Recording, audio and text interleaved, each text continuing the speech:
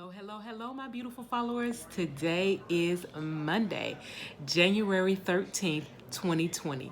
Welcome back, guys. And if you're new to my channel, I wholeheartedly welcome you. Do me a favor, please.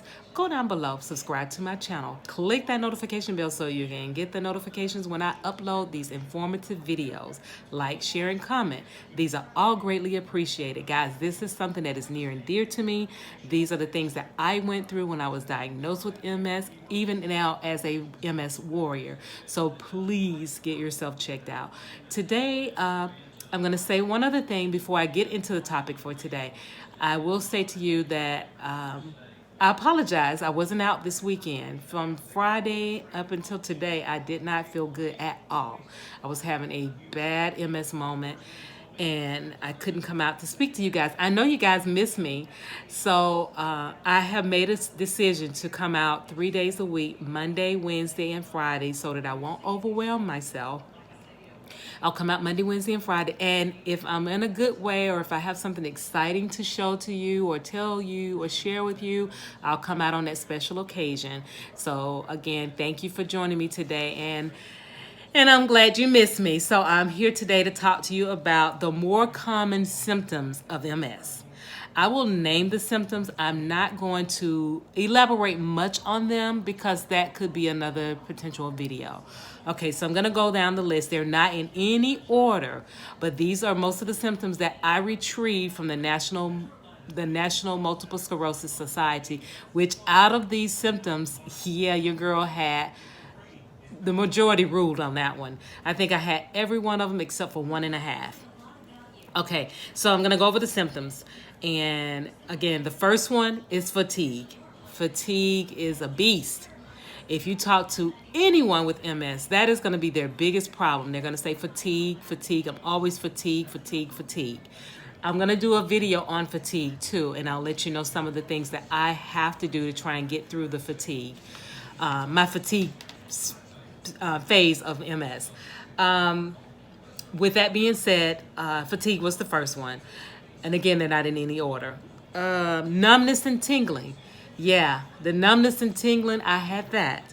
And with the numbness, you know, I said that, yeah, I don't have any feeling here all the way down. Don't have any feeling. And then in some areas of my body, there's numbness. My legs. My right foot is the same, numb. When I'm walking, I have to remind myself to pick up my foot. Just left, right, because otherwise I'm going to fall. Yeah, I'm just going to say it like that. I'm going to fall. I'm refusing to walk with a cane or a walker or anything because I don't want to make myself, I don't want to make myself condone to saying I have to have this. So I'm not going to do that. So I do walk with a walking stick if I'm outside walking or whatnot, but for me to walk around my house, I do grab and hold on to things. But yes, tingling and numbness was another symptom. Weakness. I had weakness in the beginning, and I think that was the phase that I was going through with vertigo. I was nauseous and just dizzy. You know when you get dizzy and you're sick and you're just wobbling and just all this thing is going on and everything is just jumbled up. You get weak. And that happened to me, but not a whole lot. So weakness is not one that really happens to me a whole lot. Dizziness and vertigo, yes. That was one of my symptoms that I had prior to me being diagnosed, prior to me realizing that I really had a problem. So yes, vertigo and dizziness was one that I dealt with. And I still have that problem too, because I was told that once you have vertigo, or even like, remember I talked about the exacerbations, the flare-ups, you may or may not get back to 100%. It's the same with the vertigo. So even like when I go into the malls and the stores and there's so many people in there, that vertigo kicks in. It's like, oh my God, I'm like freaking out. I'm spazzing out. I'm like trying to grab on the stuff because it's like freaking me the heck out. So that happens. Pain and itching. I have the pain. I haven't had the itching, but who's to say that may come later? Because with MS, anything is possible. Just like that list started out maybe like that, and now it's like this. So yeah, that's another one. The pain and itching, but like I said, I have the pain, not the itching. Emotional changes, emotional roller coaster. I was one that had I would be bopping around the office. I'm rapping, yeah, singing and rapping and whistling and going through the office and hey everybody, hi, hi, just like I'm just that person that was just like out there. I was that social butterfly. Everybody wanted to hang with Art because Art was just like, yeah, I was out there. Everybody's like, you cool, you cool. Any and everybody would hang with me because they're going to have a good time. That's just how it was. But that emotional roller coaster kicked in on me with MS, and something as simple as, you know, I wake up one morning happy, and then like that, I'll snap on you. Just like for no reason at all.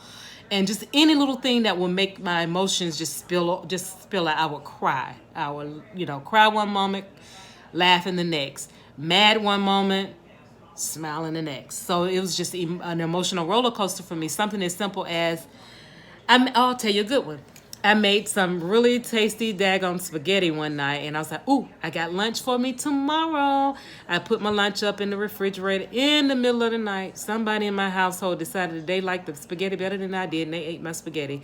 Got up that morning, got ready for work. No spaghetti. I cried because I was like, I put this aside for me. I cut my portion in half so I could have this today, and somebody ate my spaghetti.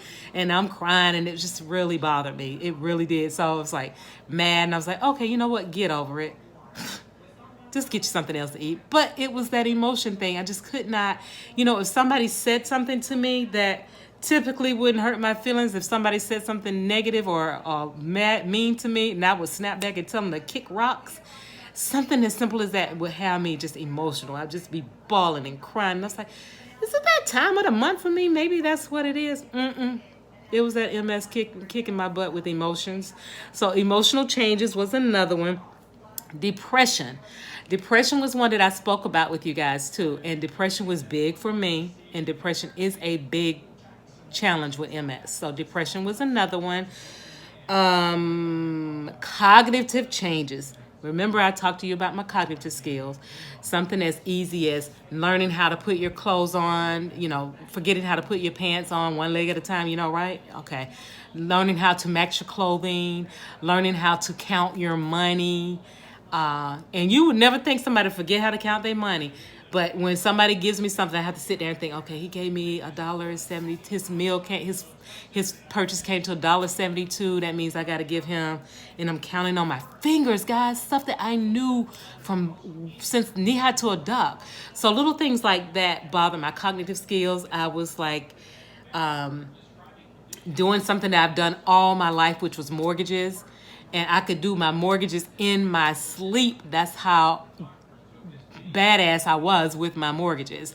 But then I get to a point with this MS, and I couldn't remember how to do mortgages. I worked at the big bank, and they were wanting to write me up and fire me because I could not meet quota because I couldn't remember how to do the flow. I didn't have the flow. So cognitive issues was another one for me. Bowel problems. Bowel problems was another one. I thought that my system was not operating correctly, like I wasn't getting the right dietary needs in my body, not enough water, not enough veggies, not enough fruit, and I had bowel problems, and it could consist of constipation, or it can go as far extreme as loose. Yeah. So those were that's another one is your bowels. And then the bladder. Yes, your girl now suffers with an overactive freaking bladder. I didn't know how to use the bathroom all my life. But yeah, apparently my bladder just said, hey, I want to go and I want to go now. That's what you get for waiting so long to use the bathroom in the past. I don't know. Just the overactive bladder. It just acts how it wants to freaking act. So I act the way it want to act, and there's nothing you can do about it. Well, yeah, guess what? I got medication now. So I take a medication for the overactive bladder, and I pray that eventually my doctor did say that with me taking the medication, there is a chance that I won't need the medication because your girl don't want to be walking around wearing no Depend at the age of 52. Don't want to wear Depends. So she said that with me taking the medication, and it should. But if not, after the medication, girl, can y'all believe they have physical therapy to train your bladder? Again, I'm like, what? They have physical therapy for everything. So they was like, we'll send you to physical therapy, and they'll tell you how to get that function back in order, just like with anything else. And I was like, okay. So with that, that's very promising. That's the way I look at it. So bladder is another one. Vision problem. Guys, remember when I told you I had the optic neuritis, where I woke up that morning and didn't have any vision in my right eye? That's another symptom. Let's see, it's a couple of more. Spasticity. Yes, when I tell you, that ain't no joke. Laying in the bed and I have this little, feel like it's a knot in my leg, and I want to just stretch it out and pull that knot out. And then you get to a certain point and then that pain kicks in. And you're like, it hurts. And everybody's like, get up, walk, move. I look at them like, you get up and walk. Because if I stand up right now, I'm going to fall and bust my butt and fall right on my face. I am not moving that butt out of this bed. No, that is not the way it works. It's like, no, you got to do it. It is nothing. My grandfather used to call it a Charlie horse. I said, that's a Charlie horse. It hurt. And they're like, no, you got to move it. You got to move. I look at them like, if you don't get out of my face, I'm gonna move you with my fist. Emotional. So they were like, you gotta move it. So I got a medication for that now. And that's a video that I'm gonna do for you guys to see all the medication that I'm confined to taking. But with the spasticity, yeah, that's pain. That's pain. I'm telling you, that pain. That Charlie horse is no joke. But my doctor did give me a prescription for it. But here's my tip for you guys for today. If this happens to you, I learned from my neurologist to just take it. Here's your foot. Your foot is this is the bottom of your foot here. You take your foot and you lift your foot upward, and that'll release that the spasticity in your muscle. So it works. But don't use this as a cure, because if you're having this problem, guys, go get yourself checked. But to temporarily relieve you of that, take that foot and lift it upward. Okay, so that's one. And the last but not least, walking. My gait was off the chain horrible. I'm walking, and I always said I'm tripping over air. Yeah, my gait, I'm wobbling. I'm doing everything but walking straight. My foot says, okay, you left, right. My foot is like right, not forward and back. You go forward and backward. When you're walking, you're supposed to go forward, right? When I'm walking, my foot might say, I'm going to the right. So this left foot is still going, but this right foot is going this way. So I'm like all over the place. So my gait is just horrible. And I have physical therapy for that. So the gait is another one. Walking problems. I hold on when I'm walking. I walk down the stairs with my back to the wall, and I walk down sideways because I've fallen down my stairs so many times. And this is not funny. It's funny to me now because I've done it so much that I'm used to just saying, yeah, I just fell down the freaking steps. And everybody's like, did you just fall? Yeah, I fell down the darn steps. So, but yeah, that gait is something horrible, and it's only a matter of time. And I just pray that it doesn't happen to me, because I'm refusing to confine myself, making it a requirement to walk with a cane or a walking stick. I want to keep doing this as long as I can on my own, but to let people know that falling eventually, especially my stairs, I have two sets of stairs in my house. And one of my worst falls is I thought that I literally had broken my leg. And I'm like, I'm 50 something years old and I'm falling, I'm breaking stuff. Lord knows that stuff ain't gonna heal like that. What is wrong with me? So, but yeah, all those things. Don't put it off. Get yourself checked. I'm over 10 minutes. I'm so excited. I hate that I didn't come out this weekend. This is what y'all get when y'all don't get me every day. But you won't see me until Wednesday. Do me a favor, please. Go down below. Subscribe to my channel. Please, please, please, please do that. And get yourself checked. Don't let these symptoms go unnoticed. Take heed to it. Get it done. So with that saying, guys, I'm not going to hold you long. I'm going into 15 minutes. But that symptoms, MS symptoms, that was my cup of tea for today. And here's my cup of tea to you. Cheers. This is delicious. Thank you so much for coming in today. See you guys on Wednesday. Love you. Bye-bye now. Get yourself checked. Subscribe to my video. Bye-bye.